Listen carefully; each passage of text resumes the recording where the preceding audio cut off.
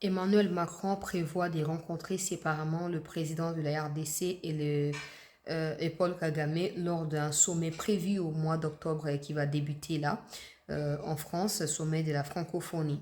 Je tiens à rappeler à Emmanuel Macron que la RDC est le premier pays francophone en Afrique et le deuxième pays francophone dans le monde après la France.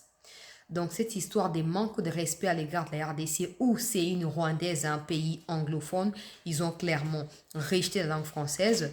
Ces manques de respect, comme je le disais, à l'égard de la RDC, ont laissant la présidence ou la gestion de la francophonie à une Rwandaise, c'est une façon de dire à la RDC qui peu importe ce que la RDC représente pour la francophonie ou pour la langue française, la France ne respectera jamais la RDC. Nous savons que c'est un choix stratégique, pas un choix rationnel. C'est un choix stratégique, mais pas dans le sens positif, mais dans le sens péjoratif. Parce que nous savons que Macron a toujours été derrière Kagame malgré les crimes commis par ces derniers, malgré son génocide du peuple congolais depuis toutes ces années sur les sols congolais.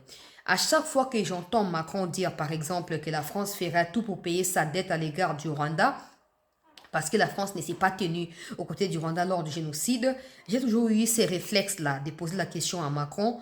Macron avait quel âge pendant ces temps-là pour s'engager à des bêtises? Parce qu'aujourd'hui, il y a des Français eux-mêmes qui ont été présents pendant l'opération turquoise et qui témoignent que la France s'était retirée sur demande des États-Unis qui avaient un plan pour faire sauter Mobutu. Alors, tout ça est parti du Rwanda. Macron, aujourd'hui, il fait l'amalgame comme dans ses habitudes de ne pas admettre que la France s'était retirée parce que son patron avait demandé son retrait. Mais la France veut utiliser les minéraux de la RDC pour aller payer sa dette immorale ou illusoire à l'égard du Rwanda. Ça n'a pas de sens, monsieur Macron. Aujourd'hui, tu veux réunir les deux présidents ou peut-être les rencontrer séparément pour discuter de quoi, Emmanuel Macron? En 2022, je me rappelle, après l'Assemblée générale de l'ONU au mois de septembre, tu avais reçu les deux présidents en France. Tu leur avais demandé quoi? Et aujourd'hui, où en est-on?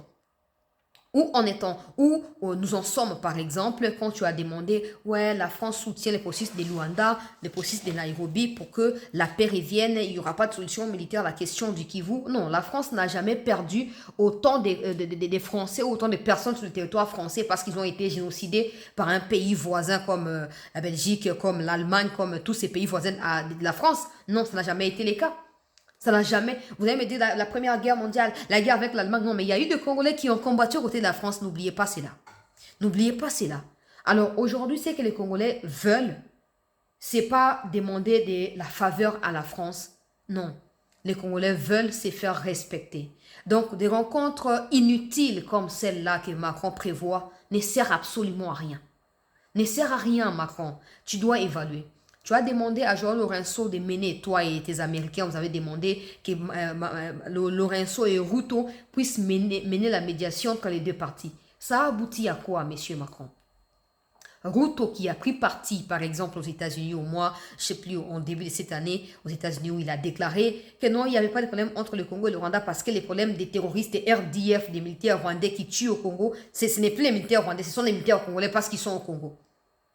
Quand Ruto a fait cette déclaration, pourquoi tu n'étais pas offusqué à l'égard de Ruto pour lui dire non, mais on t'a choisi, tu dois être au milieu, tu ne peux pas prendre parti?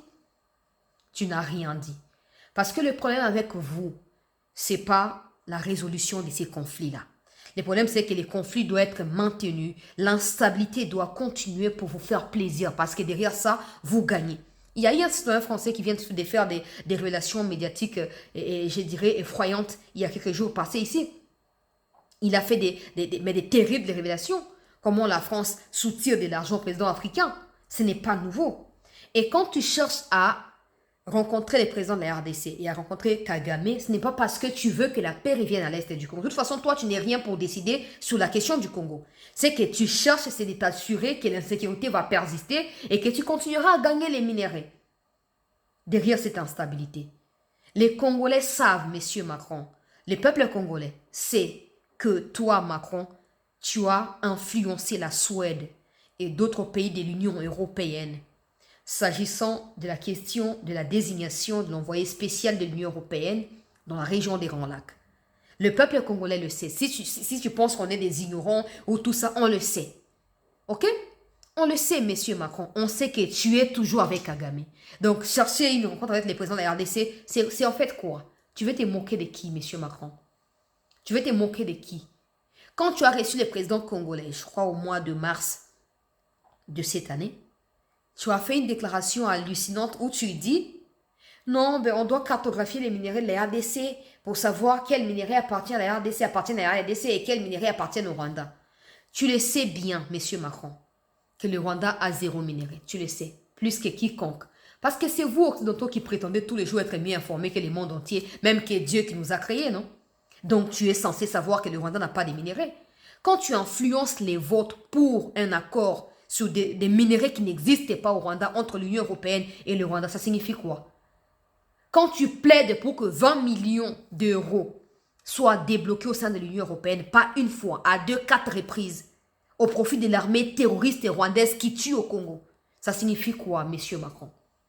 Ça signifie que peu importe le nombre de Congolais qui se feront génocider, toi, tu seras d'accord avec ça. Pour preuve, c'est dans ton pays que les panafricains ou les panafricanistes, Charles Onana s'est fait poursuivre, non? Parce que dans ton pays, des gens, je sais pas, ils se font bourrer la tête ou je sais pas quoi, ils font quoi, ils réfléchissent pas. Tout le monde dit, ouais, il y a eu génocide au Rwanda, mais personne ne se pose la question, qu'est-ce qui a déclenché ces génocides rwandais? Qu'est-ce qui a déclenché ces génocides rwandais? Il y a eu des Hutus qui ont combattu à Biarimana, mais pourquoi c'est Kagame qui arrive et qui prend les pouvoirs?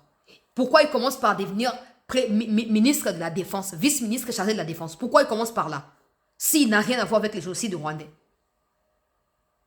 Monsieur Macron, j'ai suivi une vidéo d'une dame qui vous a interpellé, je ne sais pas, à New York ou je ne sais pas où, sur vos prises de position hasardeuses par rapport à des questions qui sont liées à la survie des peuples dans le monde. Ce qui se passe en Palestine, je crois, elle faisait allusion à ça. Elle a dit, si vous ne pouvez plus rien faire d'abord pour le peuple français, en tout cas pour le peu des Français qui croient encore en vous, parce que je lis aussi dans des médias et dans des commentaires sous des posts des médias français comment les Français ne vous aiment plus à cause de vos menaces que vous avez faites à la Russie là. On le sait. Si vous n'arrivez plus, ne cherchez pas à déclencher des guerres inutiles, démissionnez. Démissionnez tout simplement. Ça va de votre honneur, non? Démissionnez. Le peuple congolais n'a pas besoin de ce genre de spectacles où Macron il va recevoir, il va recevoir. Non, non, non, non. Nul n'ignore au sein de l'Occident que c'est Kagame qui a perpétré les génocides des Congolais. Aujourd'hui, on compte plus de 10 millions de Congolais. Même à l'heure où je parle, là, hier, il y a eu encore des morts. Des morts qui ont été occasionnés ou créés par qui? Par les RDF.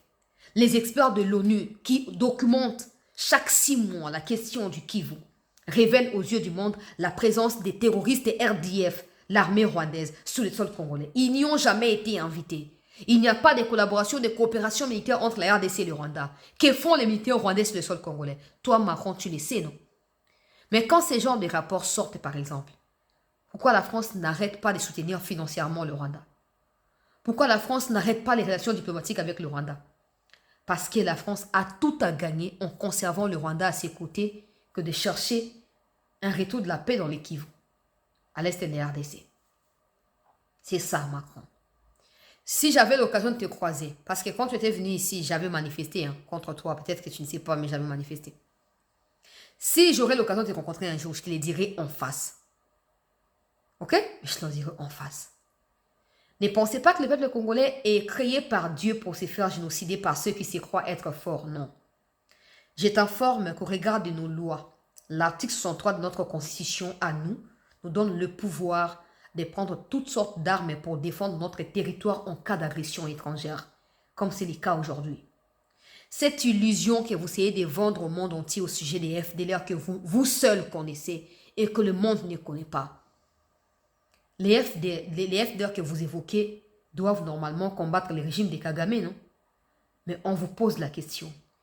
Quel est ce territoire rwandais qui est menacé par la présence des FDLR? Donnez-nous ne fût-ce qu'un seul territoire rwandais qui est sous menace des FDLR. Macron, tu es incapable de donner les noms. Parce que tu n'as jamais été au Kivu, tu ne peux pas maîtriser que les gens vivent dans les Kivu. Tu ne peux pas aller voir dans les camps déplacés comment les enfants sont privés de leur droit même de vivre à cause de vos soutiens à vous, au régime Kagame. Monsieur Macron, les FDLR que vous évoquez tout le temps, ouais, nous sommes contre les M23, mais aussi les FDLR. Non, il n'existe pas de M23. Il n'existe pas non plus des FDLR. La question ici, c'est le fait pour l'armée rwandaise et ougandaise d'avoir envahi l'Est du Congo. Ça fait 30 ans aujourd'hui. Arrêtez de chercher à contourner les choses et à désorienter l'opinion en évoquant la question des FDLR. Les FDLR dont vous faites allusion, ils ont quel âge aujourd'hui? Si quelqu'un au sein du FDLR en 1994, lors de ce que vous appelez génocide au Rwanda, si quelqu'un avait 30 ans, si quelqu'un avait 20 ans, 30 ans plus tard, ils ont combien? En fait, ce ne sont pas des extraterrestres pour continuer à combattre à 50 ans, à 60 ans, à 70 ans, ça ne se fait pas. Et si on vous pose la question à vous qui défendez l'histoire des FDLR, au Congo précisément, où se situent les FDLR, vous ne saurez pas désigner. Vous ne saurez pas. Pourquoi? Parce qu'en réalité, la stratégie est telle que Kagame envoie différents citoyens rwandais sur le sol congolais, Tutsis en particulier, et désormais il manipule aussi certains Hutus. Ils arrivent, ils se divisent en deux. Certains sont officiellement RDF et d'autres font le boulot des FDLR. Donc ce sont le même agent de Kagame. Parce que récemment, un de leurs a été arrêté et neutralisé par les forces de défense de notre pays aussi. Les FARDC ont arrêté un de leurs qui a témoigné qu'il a été démobilisé en 2003. Et Kagame vient de le renvoyer au Congo en début de cette année, au nom des FDLR. Alors, qui gagne mieux derrière cette illusion des FDLR? Parce que la seule manière pour savoir si les FDLR existent, c'est de dire, bon, ok, ils existent, mais ils menacent quel territoire? Zéro territoire. Ils inquiètent qui? Personne. Quand on parle de cette histoire de 94, ouais, il y a eu génocide, tout ça, il n'y avait même pas de médias comme c'est aujourd'hui le cas. Il n'y avait même pas des investigations sérieuses comme c'est le cas aujourd'hui. Il n'y avait pas les médias sociaux, réseaux sociaux comme c'est le cas aujourd'hui. Mais aujourd'hui, là, les Congolais se font tuer aux yeux du monde entier. Ils se font massacrer au jour le jour. Des fausses communes partout dans le Nord Kivu, dans les 3 territoires, Rutshuru, Masisi, Nyiragongo et désormais Lubero. Les images circulent. Nous diffusons ces images-là. Quelle est votre réaction? Nous préservons le monde, nous voulons la sécurité du monde, nous voulons ceci, nous voulons cela. Personne n'a besoin de votre appui. Quand vous sabotez la RDC en accordant la présidence ou la gestion de l'Union de la francophonie à une Rwandaise qui parle anglais, qui ne parle pas français, c'est que pour vous, Macron, pour toi, Macron, la RDC ne compte pas. Et la RDC n'a pas besoin de compter à tes yeux non plus.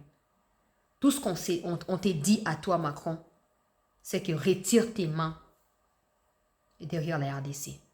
Retire tes mains dans les affaires de la RDC. Tu n'as aucun droit de prétendre décider pour qui que ce soit. Parce qu'aucun Congolais ne se sentira jamais préoccupé par ce qui se passe en France. Ça ne concerne pas. Ça concerne le peuple français. On ne viendra pas dire, ouais, Macron doit partir, doit quitter les pouvoirs parce qu'on ne veut pas de... Nous, on n'est pas des Français. La gestion de la République française est entre ceux qui gouvernent et ceux qui sont gouvernés en France. Ou peut-être les citoyens français dans le monde. Ça ne nous concerne pas, nous. Donc, ce qui se passe au Congo ne doit pas non plus te concerner, Macron. Tu sais, plus que quiconque, que vous, Occidentaux, avez investi de moyens et tout ce qui va avec pour que cette question soit résolue par des discussions sérieuses entre les deux parties. Mais qui zappe quoi? Qui ne respecte pas ses engagements. La feuille de route de Luanda, qui stipule le retrait des RDF, c'est depuis 2022 pour la cité de Sabinyo. Sabinyo qui est, pour ceux qui ne savent pas, je dirais le croisement entre le Rwanda, l'Ouganda et la RDC. C'est en fait un lieu symbolique que ces RDF se retirent à Sabinyo et que d'autres groupes armés qui fonctionnent parallèlement au RDF soient aussi neutralisés et qui se retirent là-bas pour qu'ils se fassent identifier, qu'ils retournent dans leur pays pour réintégrer la société dans leur pays. La RDC a signé la feuille de route de Luanda le 23 novembre 2022. Le Rwanda aussi a signé la même feuille de route. Où en sommes-nous? Est-ce que les RDF se sont retirés? Non, parce que 2 ans plus tard, l'ONU, à travers ses experts, a attesté la présence de plus de 5000 militaires rwandais sur le sol congolais. Le rapport a été publié le 19 juin 2024 courant. Macron, tu es censé le savoir. Hein? Et tu sais que s'il y a quelqu'un qui sabote toute initiative, c'est Kagame et pas le Congo. Mais si pour toi, c'est les mensonges qui doivent primer sur la vérité, c'est ton problème. Garde ça pour toi. C'est ton problème. Les Congolais n'ont pas besoin de ça. Et peu importe les initiatives que tu prendras, ouais, des rencontres bilatérales, ça ne changera rien. Tant que Kagame ne respectera pas ses engagements, il y aura un passe. Ok? Le Congo n'est pas un sous-État. Le Congo, c'est un État comme la France. Tant que le président Tshisekedi ne va pas décider sur le sort de la République française, Macron, tu ne décideras jamais, même pas dans tes rêves, sur le sort du peuple congolais, de la République démocratique du Congo. Tu peux tout faire. Le mieux pour toi serait certainement de soutenir Kagame comme tu en as l'habitude. Parce qu'essayer de faire ce que tu essayes de faire, ça ne va pas aboutir. Ça ne va absolument pas aboutir. Donc, prends garde. Prends garde. Les Congolais comptabilisent des morts et des morts au jour le jour. Et personne n'en parle. Tout ce que vous avez à dire, la crise humanitaire dans le Kivu est insoutenable. Il faut mobiliser des moyens. Non. La solution au problème du Kivu n'est pas les aides humanitaires. La solution à la question du Kivu ou à la sécurité dans le Kivu, c'est le retour de la paix qui va favoriser les retours dans leurs villages respectifs à nos compatriotes à nous, qui sont dans les camps des déplacés tous les jours. Ils n'ont pas besoin de rester dans les camps des déplacés pour bouffer, non. Ils n'ont pas besoin de manger parce qu'ils ont des champs derrière leur maison, dans leur village. Ils ont tout. Ok? Ils sont privés de leur liberté, de leur droit de vivre. La solution, ce n'est pas des aides humanitaires, non. La solution, c'est les retours de la paix. La solution, c'est les retours de ces compatriotes-là dans leur village pour qu'ils aillent vivre où ils en ont l'habitude. Mais cette hypocrisie, on en a marre et on n'en peut plus. On n'en peut plus. Monsieur Macron, gardez vos blablabla pour vous. On n'a pas besoin. On n'a pas besoin. Si votre femme s'était fait violer comme nos mamans se font violer dans les Kivu, vous aurez peut-être ressenti la douleur que le peuple congolais ressent au quotidien. Je ne sais pas si vous avez des enfants, mais si vos enfants, si vous en avez, se faisaient tuer comme les Congolais se font tuer tous les jours, des bébés qui n'ont rien demandé à personne, qui n'ont commis aucun péché pour se faire payer de la sorte. Si vos enfants subissaient les mêmes sorts que les enfants congolais, peut-être que vous aurez compris la douleur dans la chair et dans les cœurs, dans l'esprit et dans la pensée, dans l'âme du peuple congolais. Mais bon, comme ce n'est pas le cas, vous ne pouvez pas comprendre. Alors gardez vos histoires pour vous. Gardez vos histoires pour vous. Tout ceci finira par changer. Hein, qui pouvait croire qu'à un certain moment, il y aurait la création des BRICS ou d'autres choses? Qui pouvait croire à ça? Parce que c'est vous qui régniez à l'époque sur le monde entier et vos dictats étaient respectés à la loupe. N'est-ce pas? Mais avec les récentes révélations d'un de vos citoyens français là-bas, on a compris comment vous fonctionnez. Et je pense que ces révélations doivent servir de leçons à tout dirigeant africain. Et que des dirigeants africains, y compris le nôtre, prennent des dispositions pour éviter que ces genres d'humiliation ne puissent plus y arriver dans les futurs. Encore moins actuellement. Chers compatriotes congolais, je vous prie de partager cette vidéo. Si elle peut atteindre le peuple français, ça sera intéressant. Parce qu'à un moment, il faut que le monde sache que Macron ne crée pas la pagaille et les troubles seulement en Europe, non. Il crée aussi les troubles en Afrique. Au Congo en particulier. Il soutient une armée qui tue, qui déstabilise. Tout ça parce que Macron veut gagner des minéraux. Mais tu peux venir chercher les minéraux au Congo. Tu peux discuter avec les autorités congolaises des minéraux que tu veux dans un partenariat sérieux win-win. Mais tu ne le veux pas. Tu veux te mettre dans la posture d'un père qui veut dicter des choses à faire à son fils. Mais ces temps-là des dictats ou des injonctions est révolu. Absolument dépassé, périmé. Monsieur Macron, si tu as les oreilles pour écouter, que tu écoutes ce que je viens de dire et que tu te ressaisisses. Merci à tous.